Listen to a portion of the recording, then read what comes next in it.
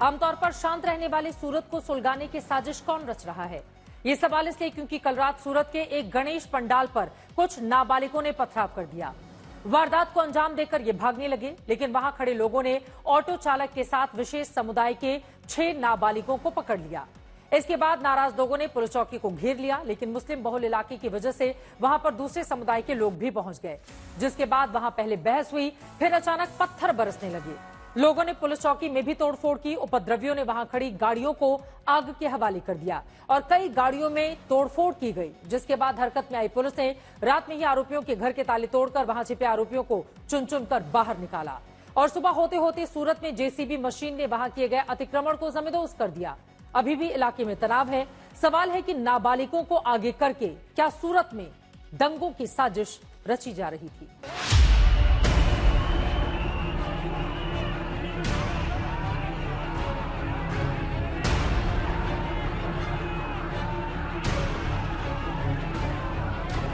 लेकिन कुछ लोगों को ये रास नहीं आ रहा था।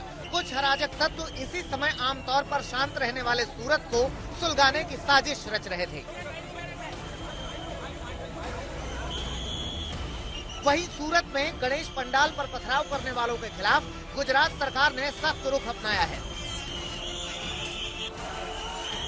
सूरत की सैयदपुरा पुलिस चौकी, जहां कल देर रात पथराव हुआ, वहां आसपास किए गए अवैध निर्माण को आज जेसीबी से जमींदोज कर दिया गया है। सभी 6 जो नाबालिग थे उन्हें गिरफ्तार कर लिया गया है। फिलहाल हम मौजूद हैं सूरत के अंदर, जिस पुलिस चौकी का कल घेराव किया गया था और बड़ी संख्या में जो लोग न्याय के लिए वहां पहुंचे थे और उसके बाद जो पथराव की घटना हुई जिसके चलते 27 लोगों को अरेस्ट किया गया है, उसी पुलिस चौकी के पास जो अवैध तरीके से जिन चीजों का निर्माण किया गया था वहां पे फिलहाल जेसीबी चलाया जा रहा है। लगातार लोगों की तरफ से इसी प्रकार की सोशल मीडिया के माध्यम से गृह राज्य मंत्री हर्ष संघवी से मांगनी की जा रही थी कि जो भी अवैध बांधकाम किया गया है और खास करके जिन लोगों को अरेस्ट किया गया है उनके खिलाफ कड़क कार्यवाही की जाए। गुजरात पुलिस कह रही है कि सूरत नगर निगम की जगह पर अवैध निर्माण करने वालों के खिलाफ एक्शन जारी रहेगा। सूरत पुलिस ये जांच करे कि क्या ये कोई बड़ी साजिश थी जिसके तहत इन नाबालिगों को जो है वो ऑटो रिक्शा में भेजा गया था और उसके बाद गणेश पंडाल पे पथराव हुआ था। क्योंकि ये घटना हुई उसके बाद सूरत का जो माहौल था, सूरत का जो एटमॉस्फेयर था वो बदल गया। तो इन सब चीजों पे क्या ये कोई साजिश का भाग था, किसी बड़े षड्यंत्र की और इशारा कर रहा है कि नहीं, इन सारे मुद्दों पर सूरत पुलिस जांच कर रही है। क्या ये सूरत से शुरू होकर गुजरात के किसी अन्य कोने में भी जाने वाले थे कि नहीं, और क्या इसमें कोई साजिश है कि नहीं, इन सारी चीजों पे जो है सूरत पुलिस अब जांच कर रही है। दरअसल 8 सितंबर की रात सूरत में ऑटो पर सवार कुछ नाबालिग सड़क से निकलते समय गणेश पंडाल पर पत्थर फेंककर भागने लगे, लेकिन वहां तैनात वॉलंटियर्स ने ऑटो चालक के अलावा 6 बच्चों को पकड़ लिया। इसके बाद जहां एक तरफ हिंदू समुदाय ने पुलिस चौकी का घेराव किया, वहीं मुस्लिम इलाका होने की वजह से उस समुदाय के कई लोग भी आ गए। इसी दौरान बहस के बीच पत्थरबाजी शुरू हो गई। पुलिस ने कार्रवाई करते हुए 32 से ज्यादा लोगों को गिरफ्तार कर लिया। पुलिस ने 3 FIR भी दर्ज की है। पहली नाबालिगों की पत्थरबाजी के मामले में, दूसरी पुलिस चौकी पर पथराव करने और दंगा फसाद कर धार्मिक भावनाएं भड़काने के मामले में, और तीसरी उन गाड़ियों की तोड़फोड़ के मामले में जो चौकी के पास खड़ी थी।